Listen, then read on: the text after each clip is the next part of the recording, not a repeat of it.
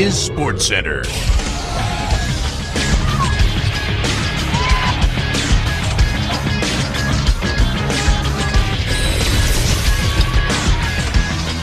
Good morning, everyone, and welcome to this Week 5 Sunday morning edition of MEP League SportsCenter. I don't know about you, but I feel like Week 5 was our best week yet of MEP League. We had so many new people, free agents coming into the gym. We had such great team camaraderie and excitement and energy.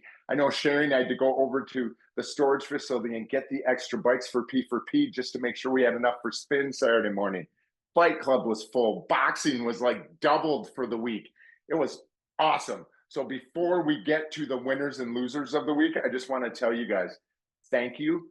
Congrats on the effort you've been putting in so far. I know I had a few people come up to me this week and say how much they're enjoying MEP League and how it's getting them to step up. And more often than not, they're saying how the energy and the new people in the gym is just making it so much fun. And that doesn't happen without everybody's effort. So, and that's really what kind of keeps me fueling to do all the work that MEP League is. It can get to be a little bit of a grind sometimes with the work, but when I get that feedback and when I see you guys having fun with what it is and what it's meant to be, it just makes all the work that much more worth it and really makes it fun for me. So thank you very, very much for that. But hey, you know, this isn't participation trophyville. We got winners and we got losers. So let's get on to the scores. In game one, we had the Crushers against the Rep Rebels. These are two teams kind of headed in opposite directions right now. I believe the Crushers have won a few games in a row. The Rep Rebels have lost a few games in a row. Did the tides turn in Week 5? Bam. No, they did not. The Crushers, the first team to go over 10,000 points for a game. 10,129 to the Rep Rebels. Hey, 9,249 points is a lot of points. That is very respectable and a really great effort. It just came down to the Crushers and all those free agents and maybe a little bit extra meppage on the double points. The Crushers were led by Ashley. I know she's in the running for the belt, and she knows she's in the running. 2,398 points. She maxed out. She got some free agents. She got her double points. Way to go, Ashley. And again, another person in line for the belt, Kelly over on the Rep Rebels, 2,170 points. Great job, Kelly. And really, both teams, again, awesome effort. Those are great. I think you guys both had everyone on your teams hit your max MEPs. That's kind of all you can do. And sometimes the other team just gets a couple more free agents, but really great effort from both teams. In game number 2, we had my Sweat Bandits playing the MEP Monsters. This one was really a battle of free agents.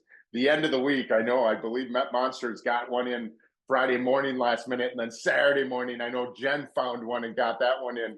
That made this game interesting. But hey, we got Suzanne and we got Jason. They are very, very popular people out there, I guess, because they can really bring the free agents. And Steve, I know you brought one too. Good job, Steve. The final score after some back and forth with free agents and the unknown, is Andy going to get back from Europe? Is this plane going to arrive in time? Is he going to be able to make class? He did. He got all his 500 MEPs on Saturday. Great job, Andy. And bam, that pushed us over the top. 10,549 for the Sweat Bandits to 9,489 for MEP Monsters. MEP Monsters, awesome total. Sweat Bandits, you are another team who went over the 10,000 point mark for a game. We were led by Emily. Emily, God love her, 2,204 points. I believe if she actually asked me, do you have a cot so I can just sleep at the zone?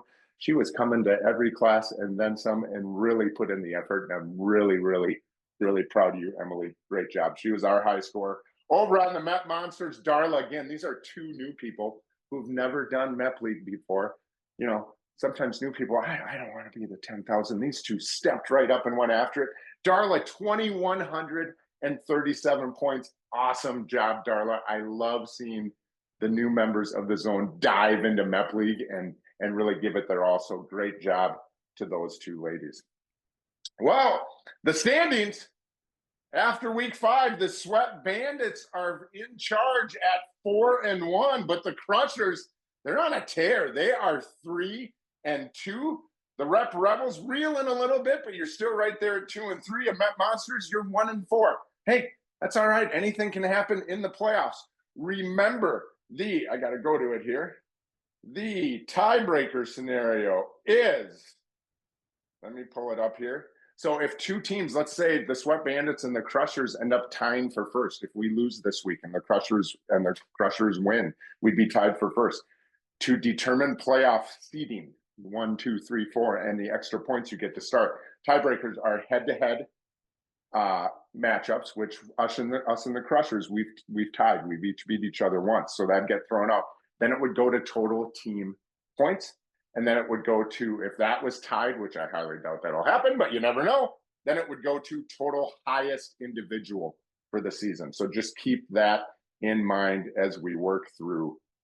Let's take a look at the race for the belt. Bam, we had some moving around in the top 10.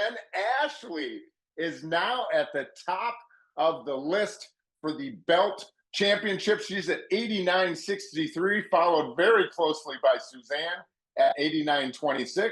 Then we got Kelly 89.04, Jason 79.83, and Pat 79.18. We finish it out with Jesse, Emily, Kathy, Holly, and Coach Kristen.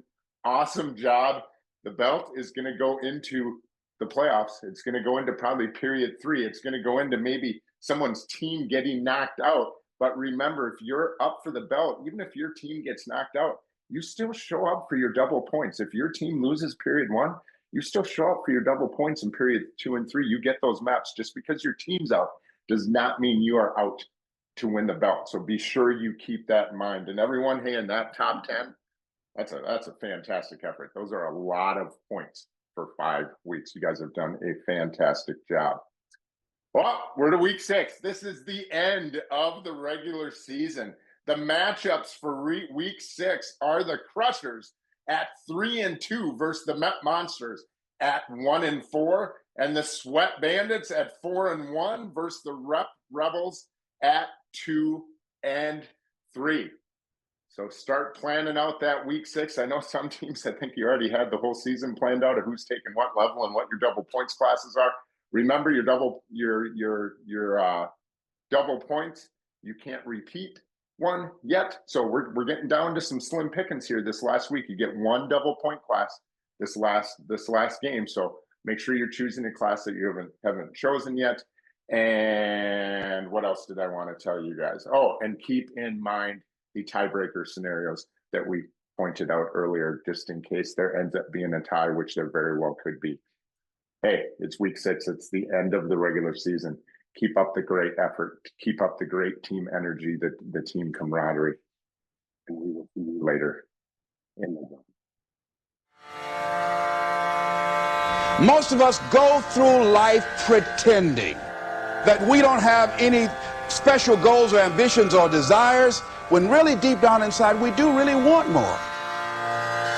We block ourselves and we use these words almost like we're in a trance, like we're sleepwalking through life, that we find ways to cancel out our dreams, that a lot of things that we want to do, a lot of places we would like to go, a lot of things we would like to experience, and we just stop at but.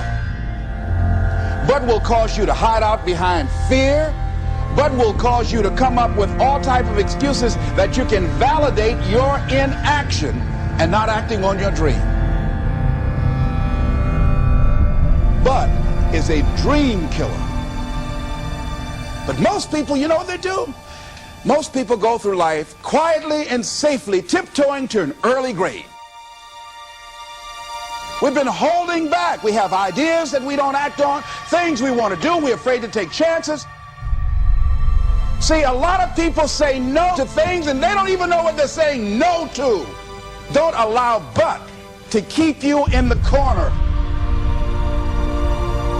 There are a lot of people who say, but I tried once or twice and it didn't work out.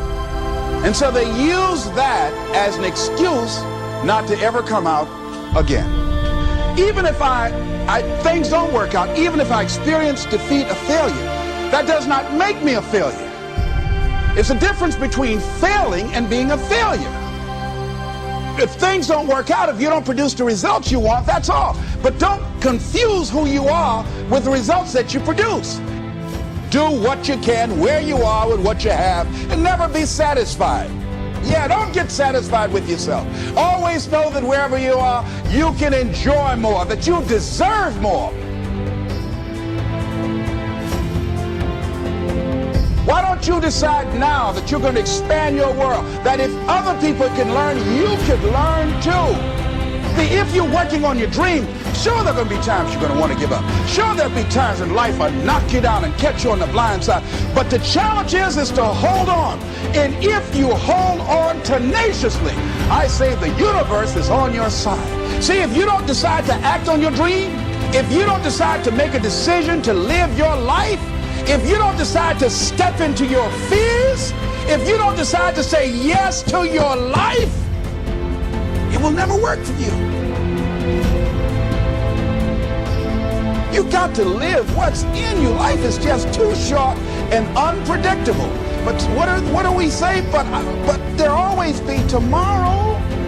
Oh no. There's no guarantees you're going to show up tomorrow. Always something there to build a case on why you can't move on, why you can't grow to the next level, why you can't begin to manifest your greatness, why you can't begin to live life on your terms. That you're going to say, it's not worth it? Yes, that's going to be right there for you. It's going to be in your face, telling you to go back. So if you want to do something, if you thought about something you want to do, take it head on. Life will never be the same again. Live your dream.